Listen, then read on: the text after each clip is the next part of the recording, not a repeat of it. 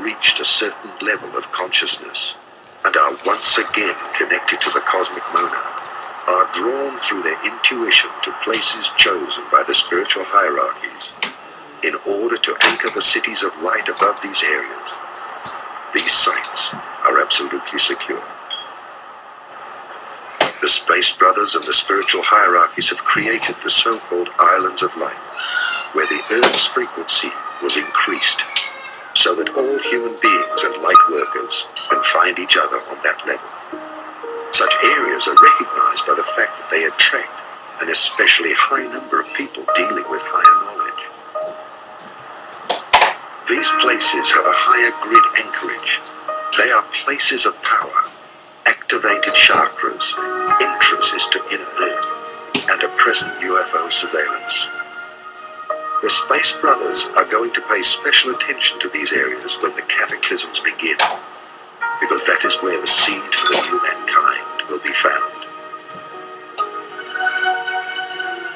That is where the first contacts will occur on a physical and telepathic level. Many small and large centers, shelters of peace, will be established by spiritual people who live together, who work on themselves and teach others. To the new mankind, these sites will be study centers and the new initiation centers for the universal brotherhood. These islands of light are recognized by the fact that they do not belong to a certain denomination or sect, but that they are open to every reality, and that they know that many roads lead home. The highest goal is to increasingly live our lives and love ourselves. This time there will be no arch, because man himself is the arch. The price of the iron first. Again, as we raise the consciousness and we transform our body from a state of corporeality, which means this type of substance you see, and as our atoms and as our molecules and as our energies speed up, the DNA system is totally transformed into a higher octave and a higher frequency, so that there is a whole new string coming in as a result of this. When we're passing through, for instance, the photon belt, there will be no darkness. It's all light. Everything in the body, then, of importance will be etheric in nature, as opposed to corporeal or dense or density or whatever you see. Realities that we accept today will be no more. And so as a result of that, the DNA system and everything which constructs humanness will be changed, because we will now reach for a light body and will be of the light as opposed to darkness and corporeality. So any change that's signified today scientifically or biologically and what have you in the DNA is because of this infusion of new consciousness and new light, which of course is coming in at this point in time. Many of us are, many people already are largely light, although they keep the body of corporeality to do what they have to do here on Earth, you see. Many people are already in the fourth dimension. Some are aware and some are not.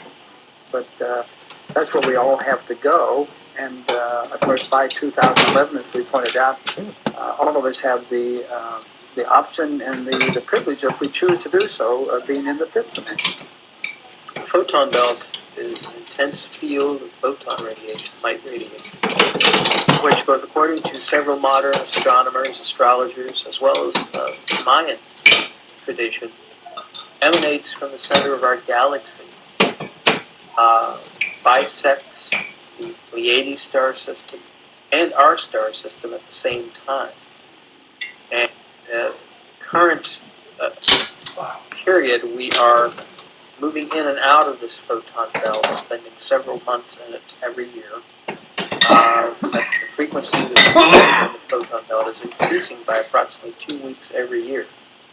And according to the calculations of the Mayan calendar, around the year 2011, 2012 AD, we will be fully within the photon belt, and we will remain within the photon belt until around 4000 AD, according to the preliminary calculations. And some of the work of both Jose Arguelles, other researchers seems to suggest that the Mayans knew about this cycle, that every so often, many thousand years, we go in and out of the photon belt. That there seem to have been cultural as well as the climactic earth changes, perhaps were sort of stimulated or affected by entering and going out of that photon belt in past history of the Earth. We are changing both DNA and RNA, many of us. All this stuff we're talking Many about, stones, many stuff vehicles I've here learned in the are last couple ascending, years. are changing our This is chakra like systems also. 30-year-old There are no longer 7 30-year-old chakras in most of fucking us. We're opening up new chakra systems. You'll see much more about this in the next 5 or 10 years also. You'll begin to activate more of them, and also your DNA and your RNA will not be replicating in the same fashion. The children who are being born who are conscious when they are born. And this will change also a lot. The Dark Ages. During the rule of a dark age of separation, all knowledge that is passed on and all instructions are tainted. Every religion, for instance, is a saint, a separation from the real divine inner truth of life. Religion is something that happens in God's holiest temple. Man himself in the depth of his heart and in communication with his divine inner self. Throughout the Dark Age, countless fallen sun cosmologies who have dogmatic religious views reached the earth and became our religions. They represented the climax of separation from oneself. God's channels, prophets, and mediums received their messages from the God-created and separated dimensions. Most often, the pure messages were mixed with information from the astral worlds and their own ego.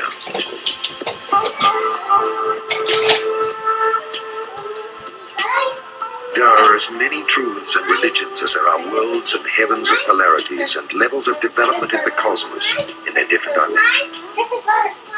Every social structure which serves the power of the lobbies and the ego instead of mankind is a split, which in the end will restructure itself or crumble. All knowledge without love is a separation from being. Whilst the old program of the Dark Age runs out with the old light workers, the Illuminati, and their plans of a world dictatorship controlling the world of finance, it will disintegrate with the changes on Earth. The new incarnated light workers of the Galactic Confederation are already leading mankind into the new golden age.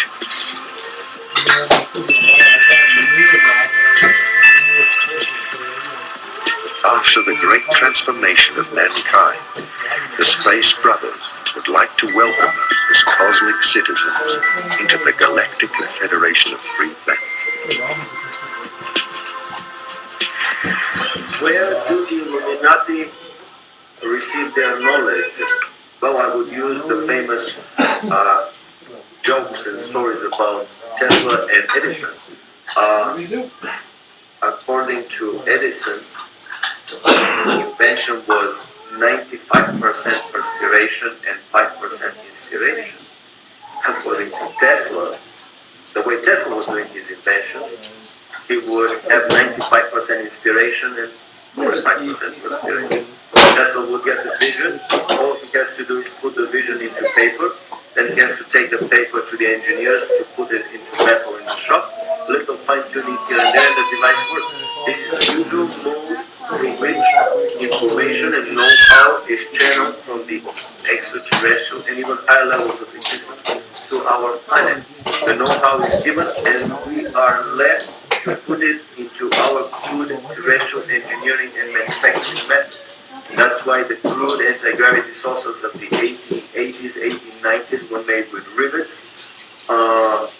Giant cannons were used to fire the first anti-gravity devices toward the moon. Later on, in the early 1900s, more advanced technology was used, but always the technology would follow up with our terrestrial one. why are there two totally different scientific and engineering realities on the planet? Why the mass consumption engineering culture is 50 to 100 years behind the secret culture developed by the Illuminati? I have always had this very big question, very big puzzle in front of me. This is the Promethean dilemma for me. How come that with these incredibly good intentions to elevate the scientific and technological level of our civilization, we end up with the very negative and dismal results of all of these efforts? My feeling is that basically that is the major mode through which the,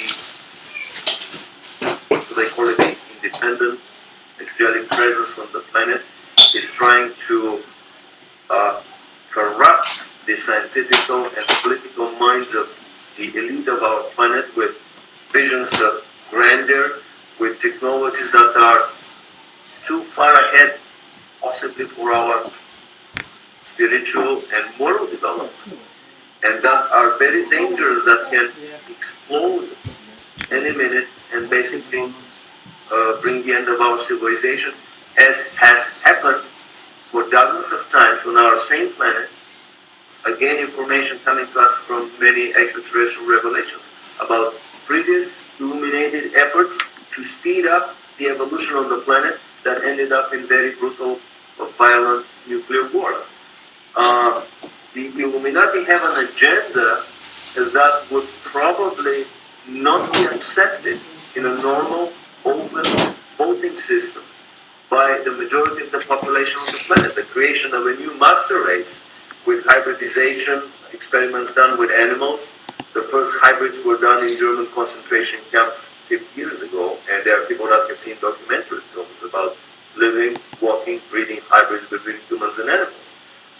Creation of a new master race under illuminated guidance, and probably away from a package of genetic material that was introduced on the planet through an intervention by the Trinity.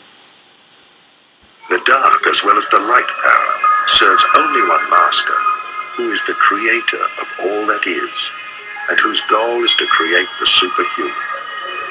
The final goal of human reincarnation is to create a human being who has experienced all imaginable positive and negative experiences, and therefore is able to develop beyond any judgment into the humanly incarnated image of God. A human being who has become God has lived through the completed range of the cosmic keyboard from the lowest to the highest note. God does not judge. He shines on his creations like a sun, on the flowers or the weeds, or on his being. The experiment of duality has come to an end, and the planet Earth is an ascending planet, onto which the Creator himself incarnates in the shape of human beings. The return of the ascended brotherhood from Lemuria and Atlantis is the return of the 144,000 masters of light, the cosmic monads. They are incarnated as human beings, united, and together they will represent the white pyramid, God's eye, who sees everything, the presence of the Almighty on earth. They are the open witnesses who have all described from a different perspective the process of ascension, since they have already lived through it before.